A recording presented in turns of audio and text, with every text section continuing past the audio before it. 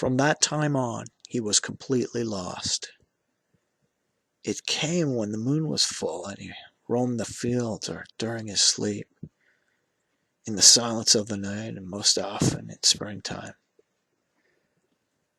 when the whole world was in bloom and fragrant. At every opportunity he had to be happy, to taste the simplest human joys, to eat, sleep, to mix with his friends and laugh, to encounter a girl on the street and think, I like her. The 10 claws immediately nailed themselves down into him, and his desire vanished. But never before this daybreak had they fallen on him with such ferocity. He rolled himself up under his workbench and buried his head in the breast, remaining this way for a long time. The world sank away. He heard nothing but a hum inside him and above the furious beating of wings. Little by little the claws relaxed, unhooked themselves and freed. Slowly, one by one.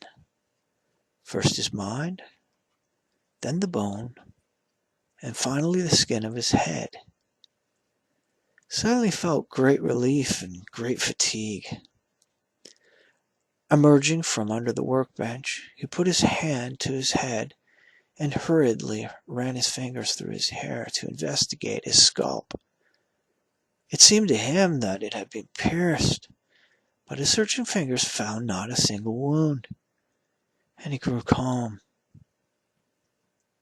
But when he drew out his hand and looked at it in the light, he shuddered. His fingers were dripping with blood. God is angry, he murmured. Angry.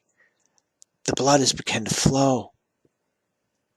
He raised his eyes and looked. No one.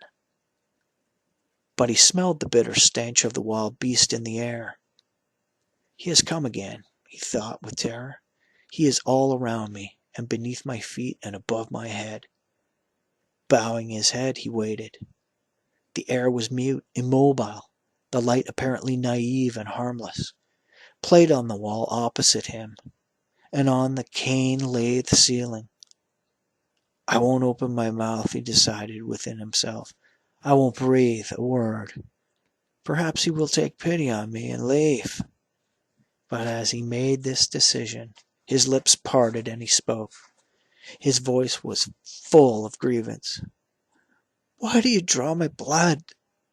Why are you angry? How long are you going to pursue me? He stopped. Bent over, his mouth open, the hairs of his head standing on end, and his eyes full of fear, he listened.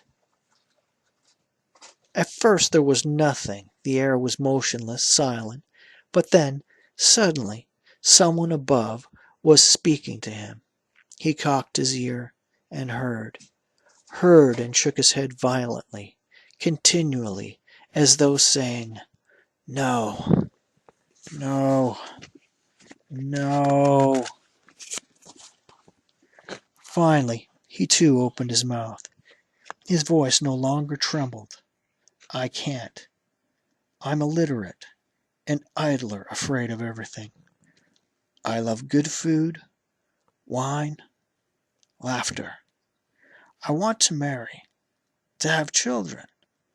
Leave me alone. He remained still again and listened. What do you say? I can't hear. Suddenly he had to put his hands over his ears to soften the savage voice above him. With his whole face squeezed together, holding his breath, he heard now and answered, Yes, I'm afraid. You want me to stand up and speak to you? What can I say? How can I say it? I can't, I tell you. I'm illiterate. What did you say? The kingdom of heaven?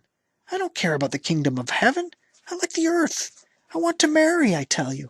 I want Magdalene. Even if she's a prostitute. It's my fault she became one. My fault. And I shall save her. Her. Not the earth. Not the kingdom of this world.